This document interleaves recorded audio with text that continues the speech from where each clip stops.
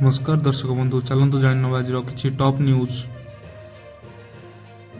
ଜୟ ଜଗନ୍ନାଥ ସାଙ୍ଗମାନେ, ଆମ ଚ୍ୟାନେଲକୁ ଆପଣଙ୍କୁ ପୁଣି ଥରେ ସ୍ୱାଗତ। ଚାଷୀଙ୍କୁ ସ୍ୱପ୍ନ ଦେଖାଇଲେ ସରକାର, 12,000 ଡେଇଁବ ମାସିକ ଆୟ। ବିକଶିତ ଓଡ଼ିଶାର ପରିକଳ୍ପନା ଭିତରେ ଚାଷୀଙ୍କ ପାଇଁ ଖୁସି ଖବର ଆଣିଛନ୍ତି ରାଜ୍ୟ ସରକାର। ମାସିକ ଆୟ 2 ଗୁଣାରୁ ଅଧିକ କରିବାକୁ ଅଙ୍କାଯାଇଛି ନକ୍ସା।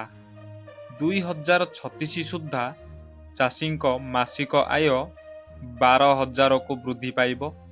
ବିଧାୟକ ଅରବିନ୍ଦ ମହାପାତ୍ରଙ୍କର ପ୍ରଶ୍ନର ଉତ୍ତର ଦେଇ ଗୃହରେ ଏଭଳି ଉତ୍ତର ରଖିଛନ୍ତି ଉପମୁଖ୍ୟମନ୍ତ୍ରୀ କେଭି ସିଂହଦେଓ।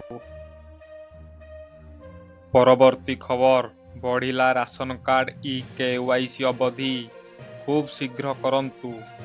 ରାସନ କାର୍ଡଧାରୀଙ୍କ ପାଇଁ ଚାଲିଥିବା ଇ-କେୱାଇସି ଯାଞ୍ଚ ପ୍ରକ୍ରିୟାର ସମୟ ସୀମାକୁ ଓଡ଼ିଶା ସରକାର ଡିସେମ୍ବର 31 ତାରିଖ ପର୍ଯ୍ୟନ୍ତ ବୃଦ୍ଧି କରିଛନ୍ତି।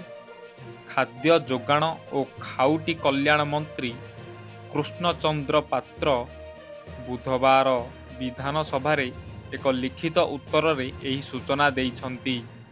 ମନ୍ତ୍ରୀଙ୍କ ସୂଚନା ଅନୁଯାୟୀ ଏହି ଯାଞ୍ଚ ପ୍ରକ୍ରିୟା ସମୟରେ ବ୍ୟାପକ ଅନିୟମିତତା ସାମ୍ନାକୁ ଆସିଛି। ପରବର୍ତ୍ତୀ ଖବର, ଫେବୃଆରୀ 18ରୁ +2 ପରୀକ୍ଷା। ତୃତୀୟ ପର୍ଯ୍ୟାୟ ମଧ୍ୟରୁ ପ୍ରଥମ ପର୍ଯ୍ୟାୟ ଡିସେମ୍ବର 22ରୁ 31 ଇଣ୍ଟରନାଲ ପରୀକ୍ଷା ହେବ। ଏହାପରେ 14 ଦିନ ପ୍ରାକ୍ଟିକାଲ ପରୀକ୍ଷା ହେବ। ପ୍ରାକ୍ଟିକାଲ ପରୀକ୍ଷା ଜାନୁଆରୀ 2 ତାରିଖଠାରୁ ଆରମ୍ଭ ହୋଇ 15 ତାରିଖ ପର୍ଯ୍ୟନ୍ତ ଚାଲିବ।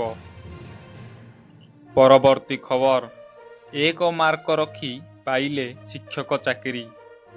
ଲିପ୍ ଟ୍ରେନିଂ ରିଜର୍ଭ ହିନ୍ଦୀ ଶିକ୍ଷକ ନିଯୁକ୍ତି ପାଇଁ ପ୍ରକାଶିତ ପ୍ରିଲିମିନାରୀ ପରୀକ୍ଷା ଫଳରେ ବିଭିନ୍ନ ବର୍ଗ ପାଇଁ ଧାର୍ଯ୍ୟ ହୋଇଥିବା କଟ୍ଅଫ୍ ମାର୍କକୁ ନେଇ ବ୍ୟାପକ ଆଲୋଚନା ଓ ଅସନ୍ତୋଷ ଦେଖାଦେଇଛି। ଗତ ମାସ 16 ତାରିଖରେ ଅନୁଷ୍ଠିତ ହୋଇଥିବା ଏହି ପରୀକ୍ଷାର ଫଳାଫଳ ସୋମବାର ଦିନ ପ୍ରକାଶ ପାଇଛି। 100 ମାର୍କରୁ ଅନୁସୂଚିତ ଜାତି ବର୍ଗ ପାଇଁ କଟ୍ଅଫ୍ ମାର୍କ ମାତ୍ର 1 ମାର୍କ ଧାର୍ଯ୍ୟ କରାଯାଇଛି, ଯାହାକି ସର୍ବନିମ୍ନ ମାର୍କ ରଖିଥିବା ପ୍ରାର୍ଥୀଙ୍କୁ ମଧ୍ୟ ମୁଖ୍ୟ ପରୀକ୍ଷା ପାଇଁ ଯୋଗ୍ୟ କରିଛି। ବିଧାନସଭାରେ ଉଠିଲା ମଣ୍ଡି ଅବ୍ୟବସ୍ଥା ପ୍ରସଙ୍ଗ। ଆରମ୍ଭରୁ ମଣ୍ଡି ଅବ୍ୟବସ୍ଥା ପ୍ରସଙ୍ଗ ଆଜି ବିଧାନସଭାରେ ଉଠିଛି। କାଲିଠୁ ସମ୍ବଲପୁର ବରଗଡ଼ରେ ସ୍ୱାଭାବିକ ହୋଇଥିଲେ ବି ଟୋକନ ସମସ୍ୟା ଓ ଏମ୍ଏସ୍ପିକୁ ନେଇ ସରକାରଙ୍କୁ ଘେରିଛି ବିରୋଧୀ। ଜବାବ ରଖିବା ସହ ବିରୋଧୀଙ୍କୁ କଡ଼ା ଜବାବ ଦେଇଛି ଶାସକ ଦଳ। ପରବର୍ତ୍ତୀ ଖବର, ଟଳିଲେ 12 ମାଓବାଦୀ। ଛତିଶଗଡ଼ ବିଜାପୁରରେ ବଡ଼ ଧରଣର ଏନକାଉଣ୍ଟର ହୋଇଛି। ସୁରକ୍ଷା କର୍ମୀଙ୍କ ଏହି ଏନକାଉଣ୍ଟରରେ 12 ମାଓବାଦୀ ଟଳି ପଡ଼ିଥିବା ବେଳେ 3 ଡିଆର୍ଜି ଯବାନ ମଧ୍ୟ ଶହୀଦ ହୋଇଯାଇଛନ୍ତି। 2 ଯବାନ ଗୁରୁତର ଅଛନ୍ତି। ତେବେ ଘଟଣାସ୍ଥଳରୁ SLR 303 ବନ୍ଧୁକ ସହ ବିପୁଳ ବିସ୍ଫୋରକ ଜବତ ହୋଇଛି। ପୋଲିସ ମହାନିରୀକ୍ଷ ସୁନ୍ଦର ରାଜ ପିଟିଲଗମ କହିଛନ୍ତି, ସୁରକ୍ଷା କର୍ମୀଙ୍କ ଏକ ମିଳିତ ଦଳ ମାଓବାଦୀ ବିରୋଧୀ ଅଭିଯାନରେ ବାହାରିବା ସମୟରେ ବିଜାପୁର ଦାନ୍ତଓଡ଼ା ଜିଲ୍ଲାର ସୀମାନ୍ତବର୍ତ୍ତୀ ଏକ ଜଙ୍ଗଲରେ ଗୁଳି ବିନିମୟ ହୋଇଥିଲା। ପରବର୍ତ୍ତୀ ଖବର, ନୂଆ ଫୋନରେ ରହିବନି ସଞ୍ଚାର ସାଥୀ ଆପ୍। ସଂସଦର ଶୀତକାଳୀନ ଅଧିବେଶନରେ ସଞ୍ଚାର ସାଥୀ ଆପ୍ ଉପରେ ବିରୋଧୀଙ୍କ ପ୍ରବଳ ହଟ୍ଟଗୋଳ ପରେ କେନ୍ଦ୍ର ସରକାର ଆପ୍ ପୂର୍ବରୁ ସଂସ୍ଥାପିତ ହେବା ଆବଶ୍ୟକ କରିବା ନିଷ୍ପତ୍ତିକୁ ପ୍ରତ୍ୟାହାର କରିନେଇଛନ୍ତି। ରିପୋର୍ଟ ଅନୁସାରେ ସଞ୍ଚାର ସାଥୀର ବର୍ଦ୍ଧତି ଗ୍ରହଣୀୟତାକୁ ଦୃଷ୍ଟିରେ ରଖି ସରକାର ଏବେ ମୋବାଇଲ ଫୋନ ନିର୍ମାତାଙ୍କ ପାଇଁ ବାଧ୍ୟତାମୂଳକ ପୂର୍ବ ସଂସ୍ଥାପନ ଆବଶ୍ୟକତାକୁ ପ୍ରତ୍ୟାହାର କରିବାକୁ ନିଷ୍ପତ୍ତି ନେଇଛନ୍ତି। ନିର୍ଦ୍ଦେଶନାମାକୁ ନେଇ 2 ଦିନ ଧରି ଲାଗି ରହିଥିବା ବିବାଦ ପରେ ଏହି ନିଷ୍ପତ୍ତି ଆସିଛି। ପରବର୍ତ୍ତୀ ଖବର, ପୋଲିସକୁ ଧମକ ଦେଇ ବନ୍ଧା ହେଲେ 3 ଜଣ।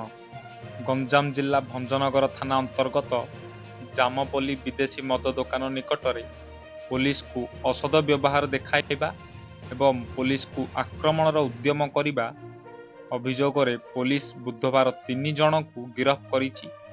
ସେମାନେ ହେଲେ ବିଚିତ୍ର ସ୍ୱାଇଁ ଓ ତାଙ୍କ 2 ପୁଅ।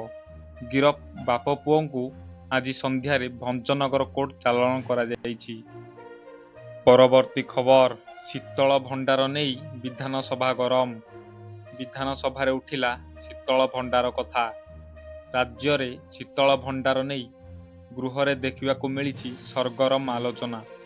ମନ୍ତ୍ରୀଙ୍କ କହିବା ଅନୁସାରେ ବର୍ତ୍ତମାନ ରାଜ୍ୟରେ 35ଟି ଶୀତଳ ଭଣ୍ଡାର କାର୍ଯ୍ୟକ୍ଷମ ଅଛି, ଯାହା ଭିତରୁ 33ଟି ବେସରକାରୀ ଓ 2ଟି ସରକାରୀ ଶୀତଳ ଭଣ୍ଡାର। ତେବେ ଏହାର କ୍ଷମତା ରହିଛି 1,72,180 ମେଟ୍ରିକ୍ ଟନ୍। ପରବର୍ତ୍ତୀ ଖବର, ପଶ୍ଚିମବଙ୍ଗ ଯାଉଛି ଓଡ଼ିଶା ବାଲି।